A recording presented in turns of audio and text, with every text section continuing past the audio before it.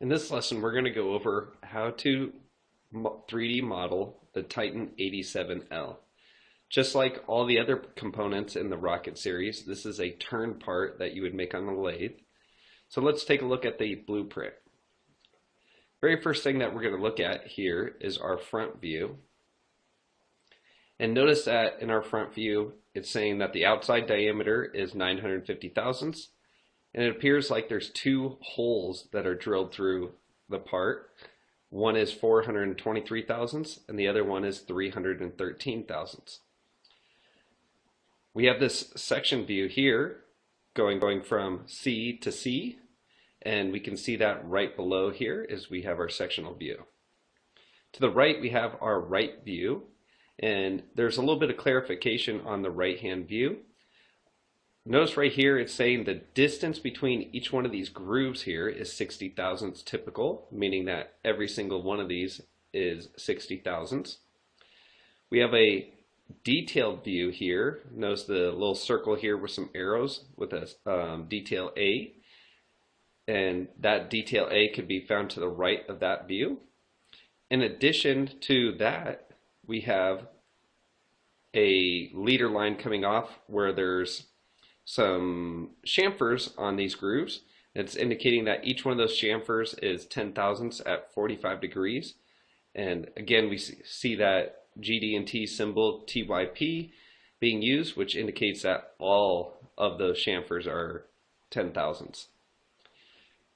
Looking at the detailed view here, at the bottom of our groove, it's indicating that there's an 8 thousandths radius at the bottom, and that 8 thousandths radius is coming from the parting tool or the grooving tool that's used to create these features.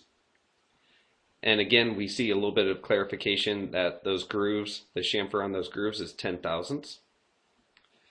Now let's look at this section view of the part here. This is where all our dimensions are located. If you look right here, you can see a little bit better clarification about those threads here. As I mentioned before, it looks like there's two different diameters, and yes, we do see that. We have one side is tapped for half 13 unified coarse, and those threads need to be 320 thousandths deep minimum. On the other side, the threads need to be 3/8 16 unified coarse, and again, those threads need to go in about 320 thousandths of an inch minimum. With that in mind, they give us some clarifications here that the hole to create these threads needs to be 313 thousandths, and then for the half 13 unified coarse, the hole to create those threads needs to be 423 thousandths, and then that hole needs to go in 500 thousandths deep, and you're going to be using a 140 degree included angle drill bit when you actually drill that hole. Lastly, we see the dimensions of the outside of the part. Our datum location is up here. Imagine if there's a center line passing through the center of these threads, and then so our datum theoretically is at this location here. We see our Z coordinates here, which would be on a lathe, and then we see our X coordinates here. Now these measurements here are all diameter measurements, and you have to be mindful of that, especially when you're creating the part in Fusion 360, because we're going to be typing these in as a radial measurement. So we're going to take these and divide this by 2. If we were actually programming this at the machine, we could actually program these in as diameter measurements. So let's dig down deep into Fusion 360.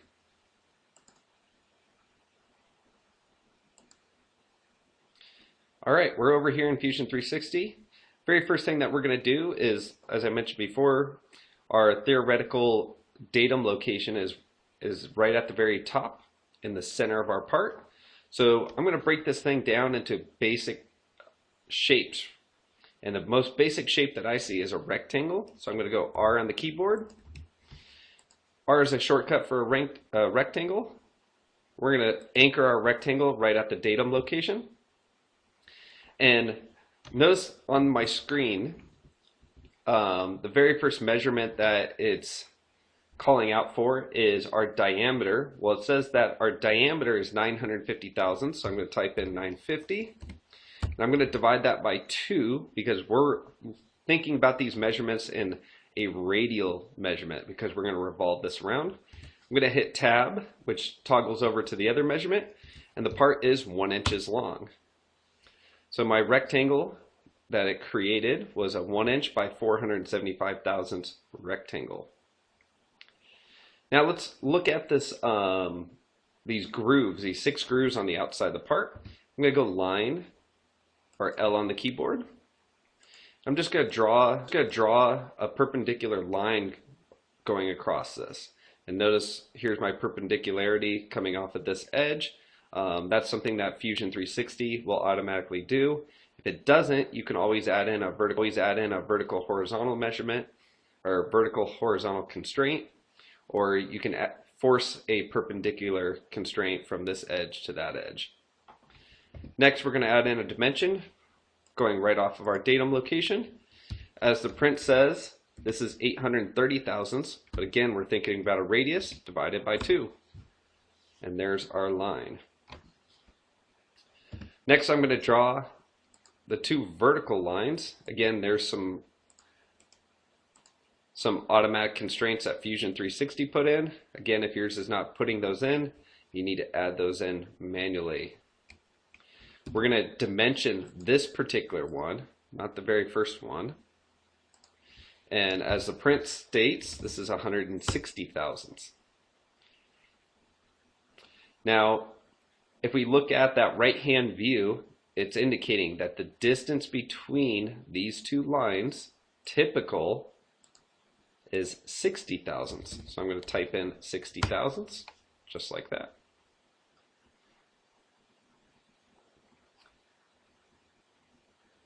Now, we want to kind of pattern this shape all the way across. We want to minimize how much work we're going to be doing here. So what I'm going to do here is I'm actually going to trim some of these things away. The reason why I'm trimming some of these objects away is because we want to add in these little corner fillets here first. Notice when I trimmed away that one, my dimension disappeared. That's all right. We'll add that back in. So 830 divided by 2 gives us that 415 measurement. So I'm going to add in our corner fillet, and as stated on the right-hand view, this needs to be, or excuse me, on the detail A view, this corner fillet needs to be 8 thousandths, and this one over here is 8 thousandths. Well, I'm going to add that in right now, from this line to this line, and this line to this line, 8 thousandths of an inch. Okay, so we have our first groove. What we're going to do now is we're going to pattern these grooves, and we're going to take the geometry that we created here and we're just going to pattern it across our part. We're going to go up to create, down to rectangular pattern. The objects that I'm going to pattern, well, every single object that I'm going to pattern is I'm going to draw a selection box right over those entities there. By doing that, we're ensuring that we're picking up every single point and our constraints along with the lines here.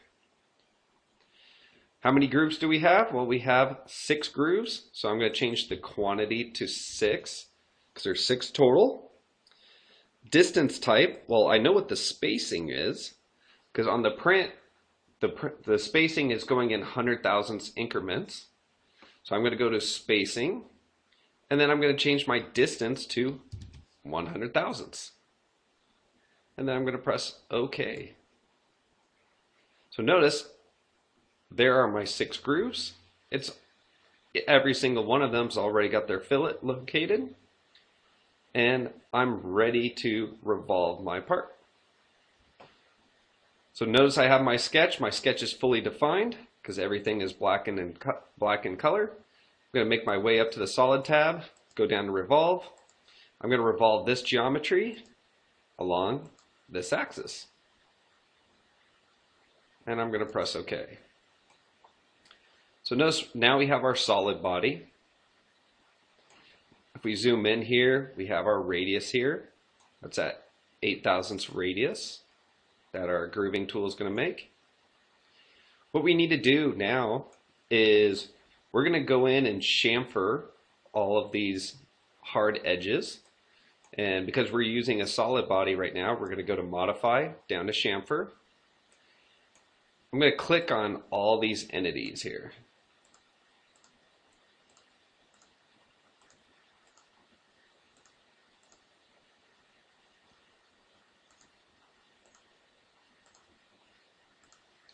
And according to the print, all these need to be chamfered at 10 thousandths. So notice now we have some nice chamfers on our part.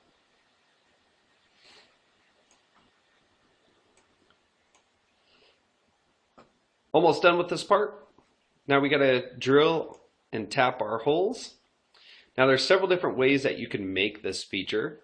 We could have added in the drilled hole before in our sketch before we revolve the part.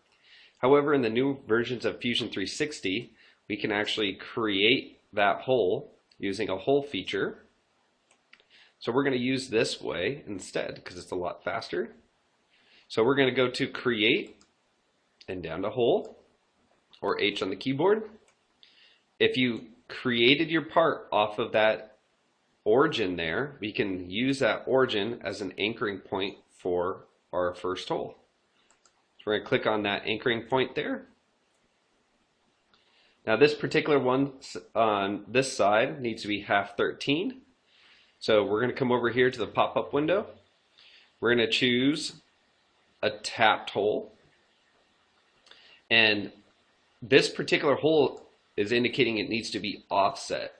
And the reason why it needs to be offset is on the print it indicates that the hole itself that is drilled needs to be 423 thousandths in diameter and 500 thousandths deep. So we need to put that information in. So what we're going to do is we're going to zoom over, and first edit window here is asking for the entire depth of the hole. Well, it's 500 thousandths, so we're going to type in 500 thousandths. This next one is indicating if you wanted the first couple threads to actually to be oversized, so you're actually cutting away the threads. We do not have that type of threads in here, so we're going to leave that value as 0. This next window here is the depth of our actual threads. Well, it indicates on the print that's 320 thousandths. And then it's asking for the included angle.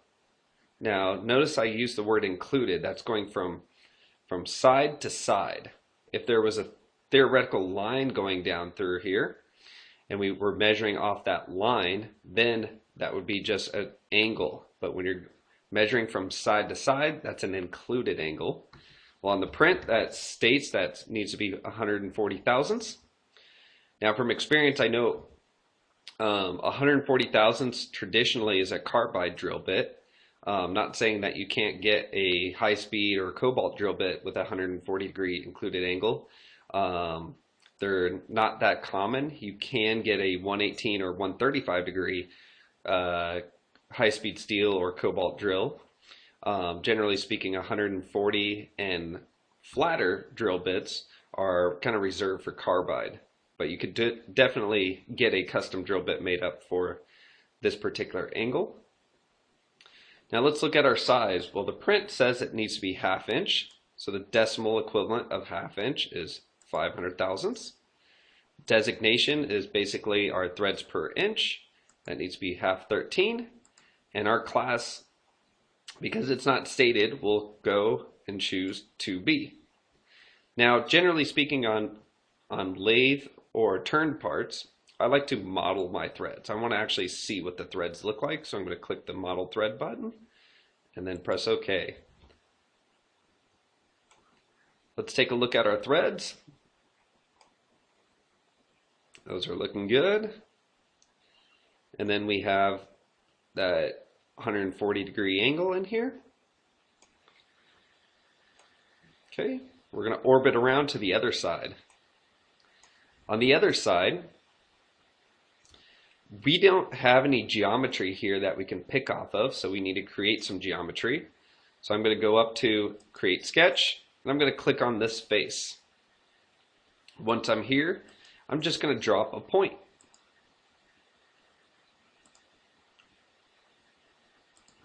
Right in the center of our part, and finish my sketch. That point will allow us to locate our hole off of. So I'm going to go to Hole, and I'm going to choose that point location.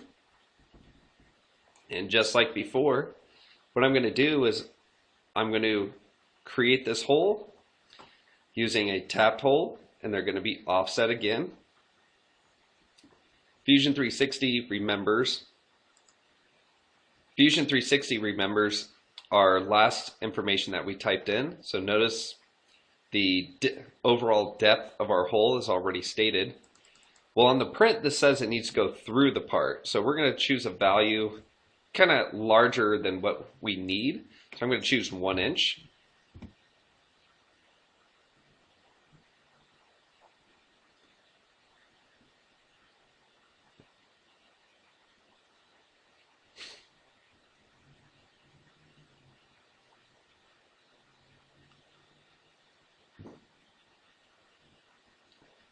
So there's 1 inch. Sorry about that, my computer was working a little slow. And then, same thing. The thread depth needs to be 320 thousandths. Now this included angle really doesn't matter here because the hole is going to go all the way through. We're going to move this pop-up window up. This time, instead of it being 1/2 inch, we're going to use 3/8. Decimal equivalent of 3/8 is 375. Our thread pitch here is going to be 3/816. And then if it doesn't indicate it, always use class 2B. And we're going to be using model threads. And we're going to press OK. So we have our other threads over here.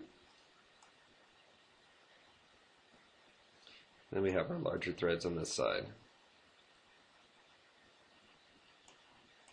Now this particular part doesn't, or blueprint doesn't specify that there needs to be a chamfer here. We could definitely add those chamfers in if need be. If you would like to add those in, you can actually go back and edit this feature and then basically add a countersink on top of it. If you were to add a countersink on top of this, you'd have to kind of know this size right here, and then you're going to go a little bit larger than that overall diameter, and that'll give you your countersink diameter. But the print doesn't state it, so we're not going to add it in. This concludes the short tutorial on how to make the Titan 87L.